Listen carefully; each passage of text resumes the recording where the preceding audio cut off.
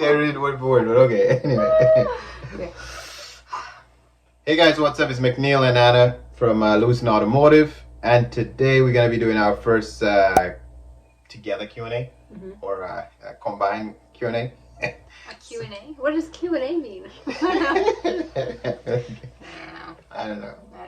What is that? I don't know what that is. Do people know what Q&A is? Well, of course, this is Q&A. A question and answer? Yeah. Okay. So we're gonna be doing the first Q&A, question and answer. Question and answer session. Answer and question. So you're doing the answer first and the question? Yeah, from our YouTube channel. That's where the questions are coming from. Right. Coming from our YouTube channel. And the answer's coming from her. Yeah, because we were like typing out answers, and then we were realizing it's much quicker to just talk about the answer than to type the answer. Right? And also, so the question, when somebody asks a question, you answer here, which we do answer people in the comment section, right? But when we answer in the comment section, you alone get that answer, unless because that answer goes directly to you, unless somebody's going through and reading the questions, right, and answers. But if it is a good question that can help multiple people, make a video, help everybody one shot. So we'll see how well these Q&As goes, okay? Cool. Before we get into, do you want to do the usual housekeeping? Yeah, housekeeping. You want to do that? You want to subscribe and stuff? You're better at the housekeeping stuff. Anyway, well, if you're new to the channel and you want to subscribe, like, share, and do all of that jazz that help the channel grow, we appreciate you. A thumbs up or clicking that subscribe button always helps. Now, talking about subscribing and supporting the channel, the first comment we're going to be going on is about the sound here. Can you please make your sound or voice loud in your videos, please? Very, very polite, thank you. Yes, please. You have good content, but your sound is low. So we're going to do our best. Low. But your sound is your sound is low. Sound is low. But your sound is, I think I have to talk louder, or we need to get better mics, which, you know, we're working on. Well, we will eventually once this get monetized. This is free, this is a hobby, this is fun for now. I'm giving you free information. I can try to talk a little louder for you because you're not the first person to mention about the sound issue. Maybe you guys watching this video now could let us know in the comment section. I always say description sometimes. Yeah, comments. In the comments. In the comment section, let us know if the sound's okay now, or am I talking loud enough? How, because we experiment using the Beat Spiel mic before, the regular Epis mics. So we're not going to spend money and buy any microphones right now until this is monetized. So you want us to get mics, subscribe, like, share, leave some comments, and then we'll get money and then we can buy you a mic, okay, to talk to you. But anyway, let me know how the sound is in this video. So working on it, I guess, is the answer for this question. So next question is, oh, this is nice. Thank you for all the information, but we're still waiting for the business application. And then what's next? Thank you. But you did do a business application, right? Yeah. So I think you did, what, individual application? You So the business application should be there. I posted it probably like a couple weeks ago. So maybe we'll just put the thumbnail, you know, in this video. Or the link for it in the link for it in the description below, because again, the business application, so we're talking about the OMVIC business application. So this is for people in Ontario who want to become dealers. And so we did a bunch of videos on how that works because it's, you know, it's pretty drawn out, right? So so when you want to be a new dealer in Ontario, you have to complete the business application. And individual application. Exactly. Which you both did. We did. So the whole idea, and I kind of want to just revisit this topic again because it is a little bit, not confusing, but there's just so much to do like, if you want to be a new dealer. So you have to, the application that you are completing is basically the business application, but within the business application, you need to have your OMVIC certification course, like your, you have to do the Georgian College certification course and be certified and pass that course. And that's part of the application, and also part of the business application is to complete an individual application form, especially if you're going to be in charge of the day-to-day. You're going to be selling the cars, you're going to be doing the ads for the cars, and any other person who's associated with your business, like if you have any business partners or whatnot, they also have to complete an individual application form, and that basically is all encompassing in the business application form. So what's coming next? I hope that was clear. Oh, so what's coming? It might be clear what you're saying, but then remember the sound is low, so I'm sorry. You were speaking loud. Was I speaking loudly? I have to get better at using. I have a Caribbean loud voice, so it's easy to. Yes, I have a very soft voice. Okay, I will try better to be loud. It was fine. It's fine. Okay. Anyway, that's great. But what comes next? So it's the premise video. So actually, I did the business application video is complete. Done. And so that's done. But still outstanding and also part of the business application is there's a whole section on your premise. So how do you pick where you're going to operate your dealership from? But that doesn't have to be basically, you don't need to know where you're going to operate from just yet. So OMVIC would rather approve you as like a dealer based on your financials, and they have all these other checks they have to do, background checks and all that stuff. So they'd rather make sure all that's fine, and then once they say, yeah, it looks like your application is looking good, go ahead and figure out where you want to run your dealership from, pick your location, and then I'm going to be doing a video about the requirements OMVIC has for what an appropriate dealer location is in Ontario. So a video on the premise or the location of your dealership. Correct. Coming soon. Correct. That is coming. So it's going to be like when? Thursday, technically? See, you're so good at just shortening everything that I'm saying. Good job. Yeah, that was better. I talked all this for like 10 minutes, and then you just made it so clear. Anyway, yeah.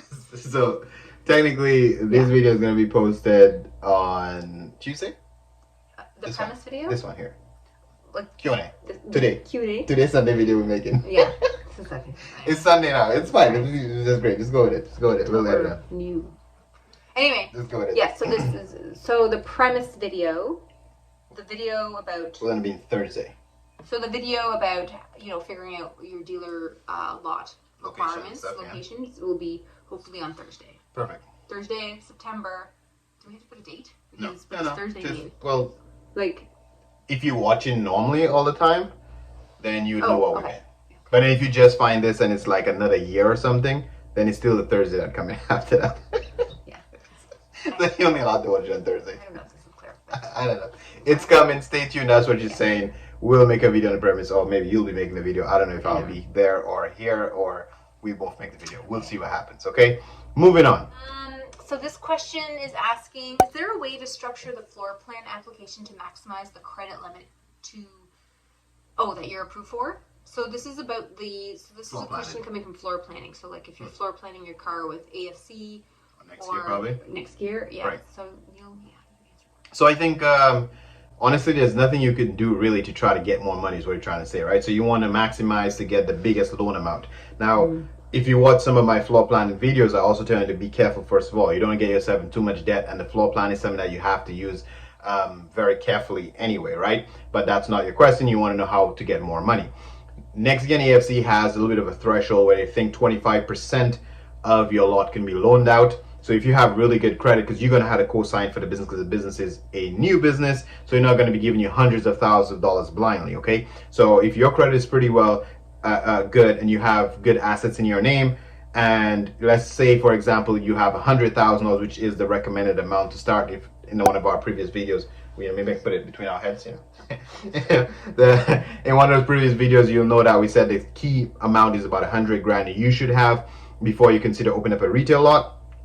AFC or next year may loan you about 25% of that. So which means that puts you at about roughly maybe about $20,000, $25,000 roughly thereabout. So they're not gonna start you with crazy amount of money.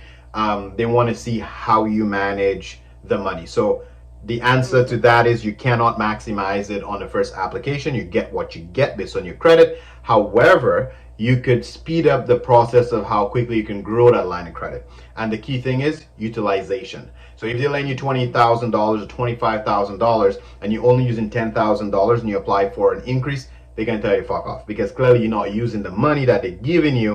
When they offer you a line of credit, they can't loan that same money to somebody else. That money has to be available at any given time because you can use it anytime. So if your utilization is about 90% of the line for 3 months consistently, and you're paying on time 3 months consistently, you could already go in and ask and say, call your rep in at AFC, because they get commission too. They want to extend your line if you are actually going to use it. Right. So you just call your rep up and say, hey, you know what? I'm trying to get more inventory. I want to be more flexible. I'm using more than 90% of my line. Look at my 3 months history. Bump me up another $25,000. So take up to 50. So it's almost like doubles, and then eventually it'll be another 100,000. So faster than you think, you'll have way more money than you need with those line of credits, okay? Hopefully that answers your questions, but again, it's a dangerous game to play. I know that's not a question you asked, but be careful with those line of credits, so the short and quick and dirty is that your floor plan application is straightforward. There's nothing you can do or add or say to get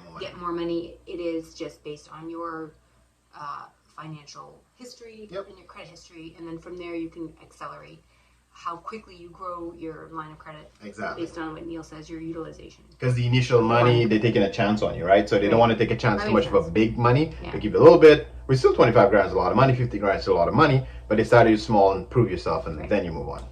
Okay, so now we're going to move on. Yeah, so this question is asking, how much money do you need to get your wholesaler license? How about we answer it in two parts? Because in case they're trying to ask about how much money to get the license in, right? Versus maybe trying to ask how much capital you should have to be a wholesaler. So maybe you talk about the money for licensing, and I'll talk about the money for to be in the wholesaling business. How much do you need for licensing? Okay, so to become a dealer, and this is any dealer, exporter, wholesaler, new dealer, used car dealer, the business application to start is basically $500 plus. So say like approximately $900 just to process your business application, another $250 to do your individual application. So ballpark, they should have at least $1,500. And then the OMVIC certification course, if you're not already certified, is $275. So I don't know, say like $300. So approximately, so what is that? 5, 6, 7. It's almost $1,500. It's just to have room. I'd say like just Is there any taxes on the application fee? It's all flat. Okay, well. So yeah, about like $1,500 to literally just money that you can't really get back, and even if you don't get your wholesale, they don't approve you, that's money that you just kind of you will not get back, not refundable. So that's You should put some confetti for that money going away.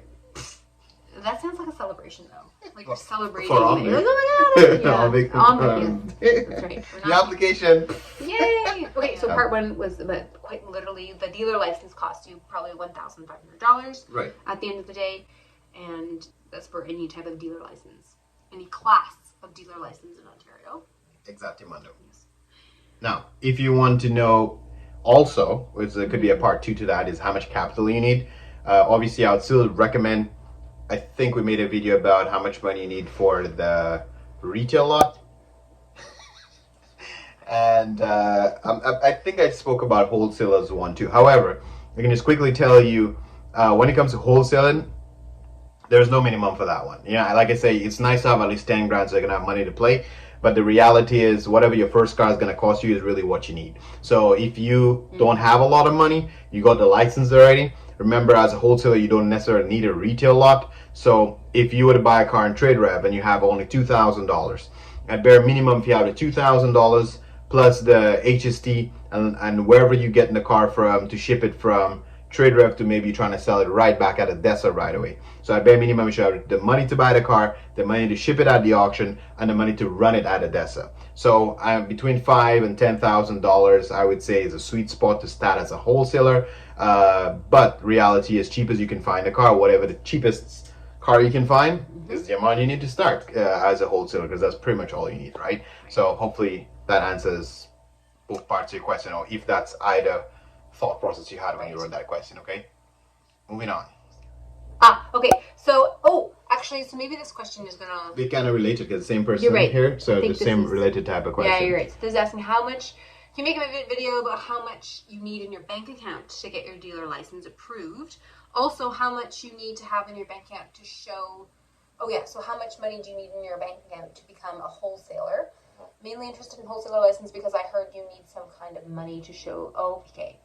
Because I heard, so it sounds like this subscriber is under the impression that you need like a minimum amount of money to become in your bank account to become a wholesaler. That's interesting. Well, this is the same subscriber to the question we just answered 2 minutes ago. You just left it on 2 different videos. Makes more sense. Okay. So the question is related. So we basically, I think, answered everything to do with the wholesaling side of that question already. But as to having a minimum amount of money to be a licensed dealer, that's technically no, that's not true. It's just a matter of being financially responsible. So if I'm telling OMVIC that, because in my business plan I have to present to OMVIC, if I'm saying I'm going to be selling Ferraris and I'm going to have 2 Ferraris, I can't have 10 grand in my bank account because like, the fuck are you talking about? How can you buy a Ferrari, right? But if I have 10,000 in my account and I'm selling Honda Civics, 2,000 a piece, then your business plan have to match what your capital is. Right. So yes, you have to show bank statements, you have to show that you're financially responsible, but you do not need a minimum amount. OMVIC don't have an application that you need to have 50 grand or 10 grand. Exactly. I made a video saying that you need about $100,000 before you can get into this business because of the other expenses, the rent, first and last, right. insurance, marketing, whatever you got to do to get started. But exactly, and also when you apply for your wholesaler license, like Neil was saying, part of the business application is your business plan. And part of the business plan, and they actually specifically ask, OMVIC actually specifically wants you to detail what is the year, make, and model of the cars that you are actually interested, in this case, in wholesaling. So like Neil was saying, if you're wholesaling, 10-year-old cars, obviously your starting capital has to reflect that type of inventory and what that might look like. So you'd have to do some research, into that, but at the same time, if you're going to wholesale high-end cars, well then exactly what Neil's saying, you need high-end money. Yeah, exactly, high-end money, right? So that's why they're really asking all these questions. So I guess to make it short, there really is no minimum amount of money. It just has to make sense for the plan that you have in mind. Yeah. Right? That makes perfect sense. And it has to be logical. So exactly. The books have to balance. So if you want to buy a certain amount of cars, you got to prove where the money is coming from. And the trick is, if you do not have, I guess that's the angle OMVIC's looking at it, right? If you do not have the money to buy the amount of cars that you're saying that you will have, that means there's going to be an investor. There's somebody going to be somebody with invested interest, or vested interest, or how do you say that? Interested party. Right, and that person can have an influence on your business and your decision making. So they want to know if anybody has a financial interest in your business. Is anybody influenced by your business? So that's why they need to know where your money is coming from before you open a dealership. So it's a matter of knowing where it's coming from, paper trail, then saying that if you don't have enough money, they're not going to give you a dealership. It's not really about that, okay? Correct. Question. You recommend getting experience first as a wholesaler, listing some of the requirements. Would you include or recommend the exporter license in the gain experience build capital first category? Okay, that makes sense. So you made a video about how becoming a wholesaler is kind of an easy way to sort of determine whether this is kind of the thing you'd like to do, right? To get experience. To get into the dealership sort of game, right? So this subscriber is wondering if being an exporter, is that a good introduction to whether you might be successful at opening a used car lot one day? 100%. So the bottom line is, whichever you decide, whether you want to be a wholesaler or exporter, the idea is those things require less capital. So the whole reason I was suggesting doing those things is you do not want to, well, if you have 100 grand to burn, open up a dealership and 3 months later into it or a year into it, like, fuck, I didn't want to do that. Right? It's kind of too late for that, right? But then if you are into exporting and wholesaling, your capital is less. You have access to the auction. You can get, because auction is almost like a drug. The adrenaline you get when you're inside of an auction. Actually, I miss that. For the past, buying cars online is not the same. But when you're actually in an auction, the pressure of buying and making a decision is very intense. And you could make even if you're a professional buyer, you can get caught up in the hype and make emotional decisions buying cars because you want to be the winner. It's almost like a game. You're winning. I want to beat you, the dealer, and get that car because you made up your mind that car is on your list and I need that car. You know what I mean? So whether you're a wholesaler or an exporter, it introduces you to that environment and see how well you work in that environment, how well you can buy, because they always say part of being a good dealer is anybody can sell a car. A price sells. If anything is priced right, it will sell. You have to be able to find good inventory at good prices. You got to be a good car buyer to be successful in this business. So the wholesaling, the exporting, it helps you gain experience in buying cars. Exactly. Yeah, and so yes, 100%. And also learning about how the fluctuations in car prices. Yes. It's not the same all the time. Exactly. Or even through the year, there's a busy season, there's a slow season. Yep. Maybe buying cars out in December, end of year when it's slow, even if you know you're going to hang on to it till spring because you got a better price for it, you can learn the seasons better. Exactly. Yeah. And I think that's really what the key here is, that you can gain experience with the auctions, you can build a stronger capital, and then get into So yes, we would include getting your exporter license as a great way to 100%. Gain experience and also build your capital as well. That's a great way to do that. Yes. I guess that's a simple way to answer it. That one's... Yes. Oh, I see. So, okay, so one of our subscribers was actually wondering who do we send our cars to, basically, when we have cars that require body work? Right. Well, yeah. Body work? Yeah. Body work? Body work. Get the body done. Sounds like a gym. Body work? Yeah. Well, anyway, so basically, we do have a lot of contacts we can share. We do have multiple shops that we deal with. But first of all, again, you guys got to keep in mind that this right now for us is still a hobby for now. Maybe one day can transition into something if you guys keep subscribing, right? Always remember to subscribe. You know, that's how subscribe. Anyway, if you guys keep subscribing and liking the videos, then maybe one day it will be monetized. But until then, it is just a hobby. So I equally can give away all of my contact and experience for free. I give you a lot of information already for free, but for the people who do pay for our paid consultations online, I 100% would be willing to share like contact information for warranty companies, for finance companies, for body shops. We'll be the contact for your auto repair shop if you're close enough to us. All that jazz. I can get into more personal stuff with you, but only for our paid customers, okay? I'm talking about paid customers. Like, again, respectfully, I just have to keep reminding people that it happens more than once. Please do not call our dealership asking us stuff about YouTube, about becoming a dealer. Keep the interaction here or pay for the consultation online, because this is still for free right now. We're still running a business and we need our time and our phone lines to stay alive for selling of our cars and repairing our cars. Just respect that space if you want us to continue doing this, because it cannot intertwine and kind of conflict our business, okay? We'll let you know when we get a hotline, like a 1-800, When my hotline leaves. ask Louison. I don't know. We just need a separate line for that. And right Yes, now, it can be on my work line. right? And I know. So we're not really well equipped to handle those types of inquiries. Right. Because, again, the Q&A is great because we can do this and answer to help multiple people one time. So you don't have to pay. Don't think I'm plugging and pushing you to go pay on our website. This is free. If you do not want to go on the website and pay, we're totally cool with that. Just ask your question here publicly. We'll do that, and this answer like this can help multiple people. Just keep that in mind, okay? But if you need that personal stuff, you have to pay online instead of showing up in my dealership. That's all I'm saying, okay? Let's kind of move on from that. Okay, so next question is,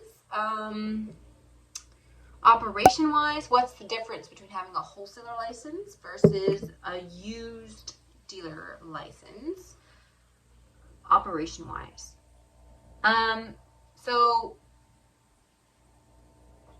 obviously, if you get a wholesaler, I should say obviously, maybe it's not obvious. So, obviously, if you don't know this. So if you get a wholesaler license, you can only sell to other dealers. You cannot sell to the public. So you can't post your car on Kijiji and, does that make sense? You cannot sell to the public. You only sell to other dealers. But you are able to purchase your inventory at any dealer auction. And if you are a used car dealer, and you have a used car dealer license, you can basically sell to anyone. You can sell to other dealers. So you could be a wholesaler if you wanted to, and then you can also sell to the public. Does that make sense, Neil? Mm-hmm. Yeah. So basically, if you get a used car dealer license, or I think they call it the general license. General dealer. You can sell to anybody. You can sell to exporters. Even you can dogs, sell to cats, wholesalers. they got money. Possibly, Anything. yes, as long as they can sign the contract. Yeah. And give you money. Oh, they have to understand the contract. There's lots of things about contract law. I know, so you can't sell to dogs. It's a good one. Yeah. But if you're a wholesaler, all you can do is sell to other dealers, but you're able to access all the inventory that every regular. So you'll be bidding next to the used car dealer. Perfect. Does that make sense? Okay. Yep. So this subscriber is, I have watched more of your videos, but I haven't heard anything about Copart. Mm-hmm. So Copart is... Copart. It's like a U.S. So no, it's bigger in the U.S., okay. But there are Coparts here in Canada. I did sign up for it. I never actually bought anything on it or bid on it because the competition or the the most similar thing to that is ADESA Impact. So Impact Auction is the ADESA version of that. So it's just basically crash cards. For you, those of you who don't know what it is, it's basically selling crash cards for insurance companies. Okay, that's what Copart is. It's basically bigger in the US, but in Canada, I mainly use Impact ADESA or ADESA Impact. Okay, so about Copart then, do local Ontario dealers use it most to dealers, get rid no. of their inventory? No. So basically, again, it is. Sorry. Okay. So I guess I didn't answer that right. So basically, yeah. No, we don't. Reason being, Copart and ADESA Impact similar. They basically sell cars for insurance companies. So the customers are insurance companies. The car ended up in an accident, the insurance pay you for it. That means insurance own the car, so the insurance send the car to these type of auctions, and then the insurance sells it to the public / or dealers. So basically, insurance companies are the only ones selling at these types of auctions, not dealers. Because they're mainly smash cars or insurance write-offs, that type of stuff. Okay. And then the next question is, I noticed that if I want to get access to either Mannheim or ADESA, I need to apply for auction access number. Right? Perfect. I understand it is mandatory to do so, and here's my question. Do you use this number to access or use any other, or use it for any other auctions in Ontario? So I know in terms of Copart auctions, you have to apply for a membership separately, and it costs you $59 US. Or is there any package to get access to all of them? I know that is basic. However, if I can do it any other way to get access to all the membership auctions, and let's say including Copart and IAI as well, that would be great. Oh, I see. So he's wondering if there's like a totally. I totally get what you're saying. Like a membership that would entitle you to access to all of these. So okay, so basically, yeah, I understand the question. I'll take a stab at that one here. Okay, so basically, I'll just show you the card right here. Just block my number off. But as long as you are a licensed dealer, you could. And I'm stressing the word licensed dealer here for a reason. I'll get to that. Once you're a licensed dealer, you can apply for that card. Once you have that card, it just makes it easier because auction access keeps track of your license, that you're a licensed dealer, that you have a valid sales license, and you allowed access to restricted auctions, if that makes sense, like which is dealer only auctions, right? So they don't want policing that your stuff is up to date and you can go to any auction. Reason being, if there was not one agency to regulate that, every time I go to an ADESA auction, I'd have to fill out all the paperwork there again to prove that I'm a dealer, show them my license, show them everything. I go to Mannheim, I'd have to do the same thing there. For some reason, I go to Quebec. Now I'm first time in that auction, or not Quebec, maybe Ottawa, because we're in Ontario, say we're in Ontario. If I go to like ADESA, Ontario, they don't know me. So I would have to fill out the application again. But because of that auction access, every single time I go to an auction, even if it's the first time I've been at that auction, I literally swipe that card and it gives me a bid badge, which is what allows me to bid on cars. So yes, you do need that card no matter what, but it is only for dealer access auctions, okay? And why I'm saying that is because I think we explained a little earlier, Copart is not only for dealers. You can just literally have a registered business. You can be a body shop, you can be an export company. You do not have to be a licensed dealer. You just have a registered business, you pay a membership fee, and you can buy cars there. So that's why you do not need the auction access for that. And the IAAI auctions is the American version of those crash cars as well. So yeah, you do not really need the auction access for that. Those salvage, I just like call them salvage auctions, that the public have access to. You just have to pay the membership, and that's it. Now, if you are in Canada and you are going to be using mainly ADESA or dealer auctions, get the auction access and just use Impact, ADESA Impact. You still have to pay an annual fee, which is I think $100 or under $100, but other than that fee, you still use your card to access the auction. It's not a big deal. Thank you so much for watching. I really hope that answers your question. And maybe one day this will transition to live streaming. So, that might be the beta for that. When we get over a certain amount of subscribers to handle that, maybe that's a better way to do the Q&A. Questions and answers. Q&A. Anyway, thanks for watching. Don't forget to subscribe, like, share, and happy Sunday. Well, it'll be Sunday. Tuesday when you watch that, but anyway. Didn't you say cheers. Thursday? No, this one's Tuesday. Oh. Yeah, no, it's Thursday. Let's just end this. We don't even know. Peace out. Goodbye.